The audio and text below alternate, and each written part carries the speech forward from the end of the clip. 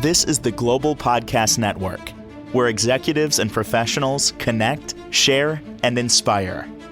Stay tuned for the conversations that drive success.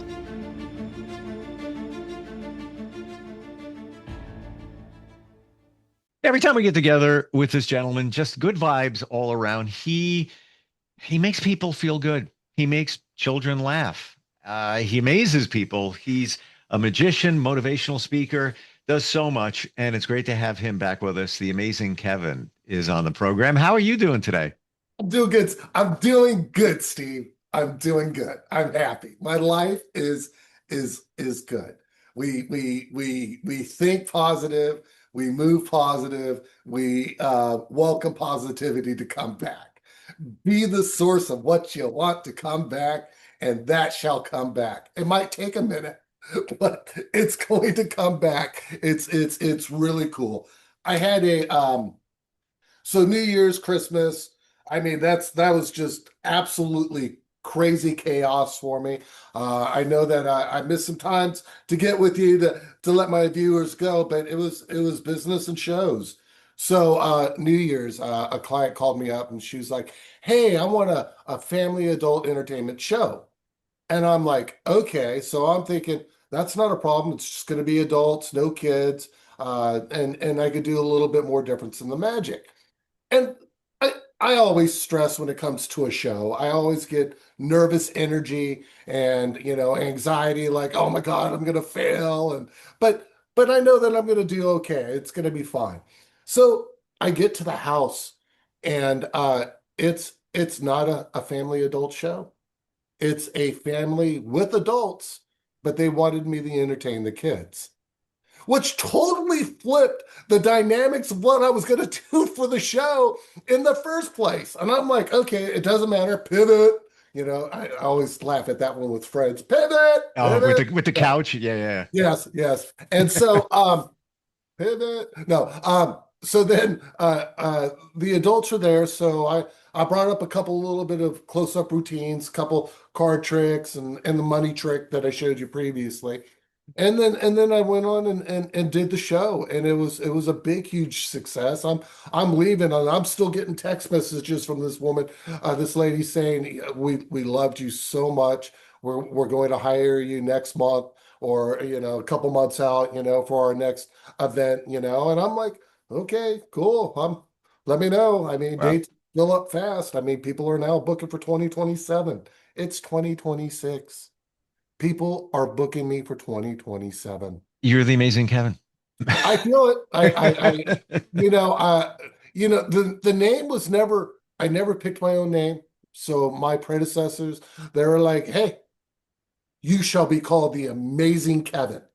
And from that point on, that's what I did. And then the people would be like, oh, wow, you're so amazing. How did you get the children to sit for 45 minutes without a gizmo and a gadget of electronics? That's amazing. How did you keep their attention how did you handle those unruly children that are just like being difficult in the show? It's years. There's some years of in the trenches and working through it and the psychology and learning how to, I'm a kid. I'm going to revert back down to a child's age mindset and in a means that, yes, I'm an adult, but as a child mindset, it makes it more relatable. It makes the children relax, Mhm. and maintain that goofiness all the way through. Well, that's interesting you say that. And two things come to mind here. When you said that, the kids calm down and everything, the song, I Think We're Alone Now, there's the first line of the song is Yeah, children behave when we are together. So it kind of yeah. sounds like, but the curiosity, that's what children are all about. And I think you spawn that curiosity in them or reinvigorate it.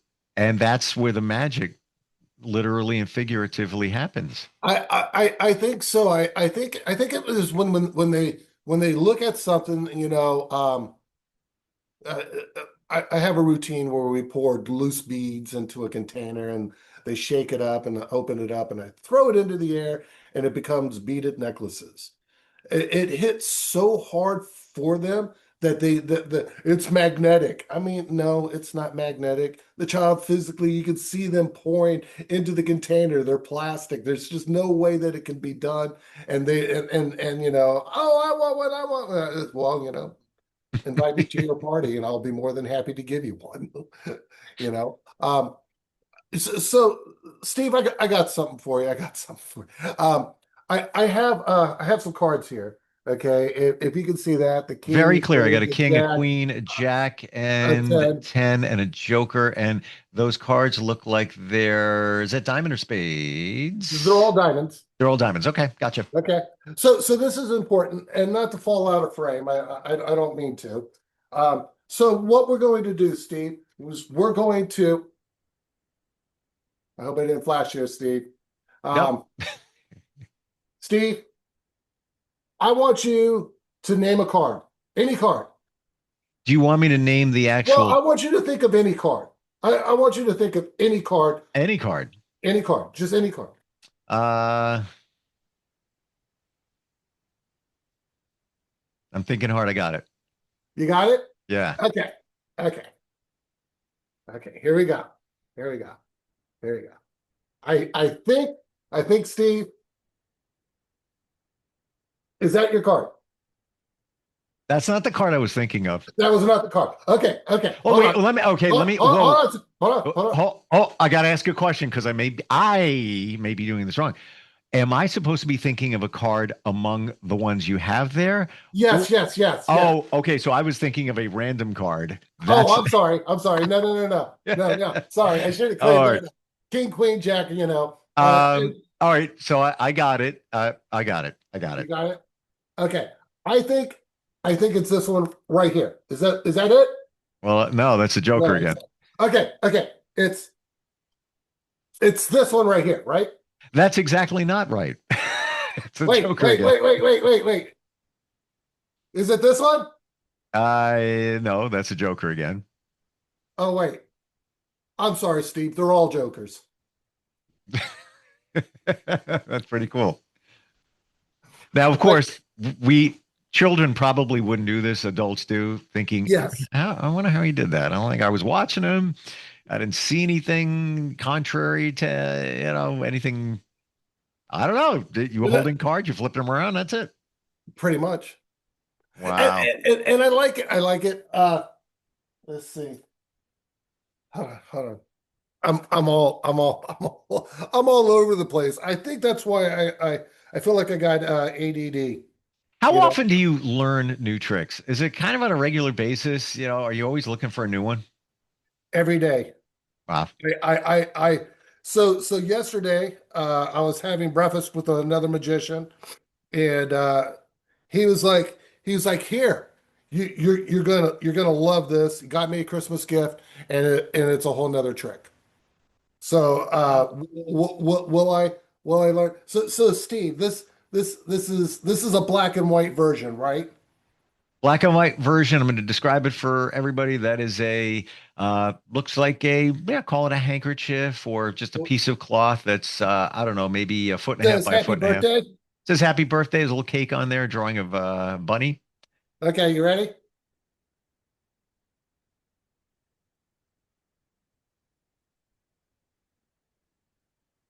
Now it's everything that I just saw is in color. So this Uh, is just another little happy birthday thing when it comes to the parties and events to get the kids oh, that's with cute. interaction. It's about rubbing the colors off their clothes. Grab the color off the carpet, grab the color off your shoe. No, no, no, no, not your shoe because that looks like poo poo. And throw it at the handkerchief. And as they throw that at the handkerchief, the black and white becomes full color. That's One, cool. and then the side effect, the little extra kick to that one, confetti goes flying everywhere. But people don't like confetti in their house going everywhere. So you kind of have to bring a vacuum cleaner to do a cleanup on aisle five, you know? Yeah, I'm with you there, but you know what? This is a special situation, so I would let that one go. In terms of it being messy. Well, I think so. The only thing I used to do a trick, and I love this one. I love the idea of doing it. I took a newspaper Okay. And I would take it and I'd pour water into the newspaper. And then I would open up the newspaper and there would be no water in the newspaper, but there would be a swimming pool. And then I'd close the newspaper back up. And then when I emptied the water out, the water would be blue as it pours back into the container, clear water to blue water. And I'm like, after doing that trick a couple times, I was like, yeah, that is a bad idea.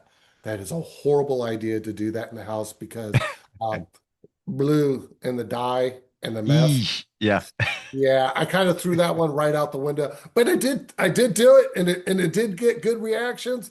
But I was like, yeah, that's not a good idea. Do you often change it up in terms of the tricks and the illusions that you do? Yeah, how do you rotate them? Or there's some that you always do because they always go over really, really well with kids. Okay, so here's the thing. If if I changed up everything all the time, I would have a warehouse of magic supplies. And that's just not practical. It's not feasible. So you kind of look at the ratio of the amount of people that you see. If I get rebooks, then yes, I'm going to change the show up a little bit. I'm going to change up some of the segments out of the show Sure. into something else. And the only reason because of that is that these children, they actually like repetition. They actually like seeing some of the things happening again and how that was done, and I might be able to do it twice in a repeat booking, but in the third one, I'm going to probably bring out like a floating table. I might change. I'm going to still do my coloring book routine because I absolutely love it. And I've done that over 2, 3 thousand times. But the thing is how I talk or describe it or as I go through the process, the verbiage can literally change and it makes it a whole new trick, even though it's the same one. But the growth aspect of the development in the routine developed. And you won't get that if you keep jumping from trick to trick to trick to trick. So like a lot of coin people, that do the matrix and the coin vanish, and the pop through and here's a coin and here, put it in my hand and close it up and open it up and it's gone out. Where did it go? They practice that all the time so much that it's like riding a bicycle for them. So then once that skill set of working is all said and done, the dialect changes, the presentation changes, because there are a lot of people in the world that have not seen the magic. Mm-hmm. I mean, you got Chris Angel, you got Jeff McBride. You have these elite stars, the masters of illusions that you'll see on television, the masked magician, and a lot of that just it dies. It just Phew. But, when they put it back on TV, there it is, and there it goes again. So you're not going to see everything. And so even if you do see some of the things, you're going to want to see it live. You're going to want to see it again. So work on the material that you still have in hand. Change it up a little bit. If you want to add a zombie in it, then add a zombie. That's the ball that floats inside a handkerchief. Um, You know what? I had no idea. I would have it's never called known. That's what it's that's called a called? zombie. To put in content, Wow. and then there's cut and restored rope. There's so many rope routines. There's so many oil and water card things. So cards are a personal connection group. That is a party of 10, maybe 8 people, and you are just going to entertain that group. And card tricks, two card tricks can be considered one too many card tricks. Why is that? Well, because of the card tricks and how they're done. They're like, oh my God, not another card. Oh God, I've seen this card trick 1,000 times. Please, I don't want to see it another time, and watch, but again, it's the art of creativity. It's the artist performing the trick. But cups and bowls, Lincoln rings, those are classics. People are going to want to watch those over and over again. They don't care. But man, you bring out a deck of cards, one card trick is the ideal trick of it all. Is that the truth? Like Yeah. you only do one card trick, that's it, and onto something else. Well, I try not to go. I try not to go too deep into. I may do. I break my own rules at the most, depending on where I'm at. I'll do three tricks with cards, and if they're short bangers, being like two card Monty, three card Monty, four card Monty, here with the Montes, it's a whole string. So you could literally work from 4-3-2 on doing that card Monte routine. You can go, all right, look, I got four cards. Pay attention. Oh, no, no, here, I'll get rid of one. We'll only do three. Maybe that's too fast for you. We'll dumb it down. We'll only use two cards. And then, and that's where it ends, because you got a storyline that staggers all the way through. So, But thinking about this, Kevin, I could see that. There's nothing wrong in my mind about card tricks, and it's cool seeing them, but there's so many other things that one could do that as an audience member, I'd rather see all that other stuff. Card tricks, fine, two, whatever. But there's so many other ones. I feel like card tricks are card tricks. You know what I'm saying? Like it's, well, yeah, and a lot of magicians feel the same way. A card trick is a card trick, and prepping. Uh, sorry, and they're like, yeah, please don't, please don't. Me, I was never a big fan of using color. This is a black a handkerchief, right? You see that, right? Mhm. Okay, but again, we bring color into everything, full color, nice little Yeah. change up, But that's a quickie. Where do you go?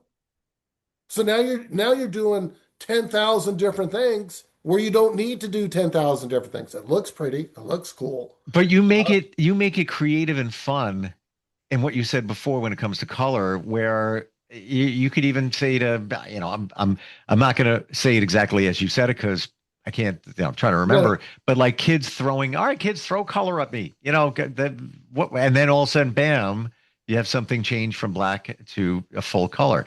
You make it a story. You make it not just, all right, here's a trick, on to the next trick, on to the next trick. Seems like there's a story woven between everything you do.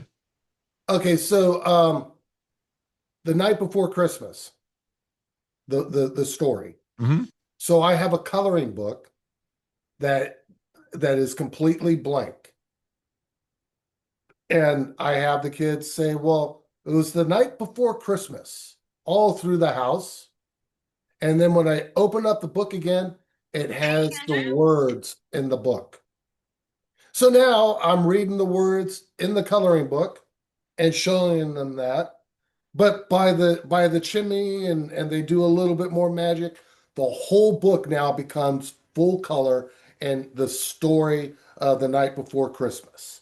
Mm, That routine in itself, if I just sat there and read the book and did the routine, that's 10 minutes. wow. Which is eternity when you're dealing with kids. Right, but this is a Christmas thing. This is, you know, time is everything. So I've done my show so much that I know where I'm at the 45-minute mark. I know what tricks that I'm doing and when I can actually close my show and know that I hit the 45-minute mark at the end of that show based on all the tricks that I have set up to progress all the way through. I think it comes from a sense of timing. Like you've done it so long, you don't even know that you're doing it. It's almost like an internal clock's rolling with inside. And here's the other thing, even with that, sometimes I get too much into my own show while I'm doing a show, and I end up going way longer than what I'm supposed to. So, I mean, it's a private party, birthday party or event, and I tried to stay within the time frame that we said. I don't want to lose time for the next show, but there are times that I've done a 45-minute show and it was an hour and 15 minutes because it was just too much energy to walk away from. Well, you feeling it, you're having fun with it, and it's like you're a big kid. We're out of time. I could watch 15 more tricks. It's so much. It's so Awesome. cool. It never gets old. It just doesn't. Amazing. I really appreciate it, Steve. I really appreciate it. Thank you so much. Oh, thank People, you. if you want to reach out to me and hire me, go to theamazingkevin.com, or you can call 703-675-5323 and let me know. I got some open dates, but space is limited. The year is moving quickly. And final question again, the areas that you serve around Virginia? Okay, so I work in the tri-state area. That's Maryland, DC, Virginia. For my Northern Virginia family, I come to you in Richmond. Don't forget, I'll see you in Richmond. I'll see you in King George. I'll see you in Springfield, and I'll see you in Fairfax, Arlington, Alexandria, wherever you want me to be. I'm there for you. Remember, summer camp shows. Ooh. If you're not booking now, you're going to not have the talent you want. So just keep that in mind. Summer's only 5 months away. Kevin, thank you for the positivity. Love it. Love what you do, man. And we'll catch up soon. All right. Thank you so much, Steve. You have a blessed one. This is the Global Podcast Network, where executives and professionals connect, share, and inspire. Stay tuned for the conversations that drive success.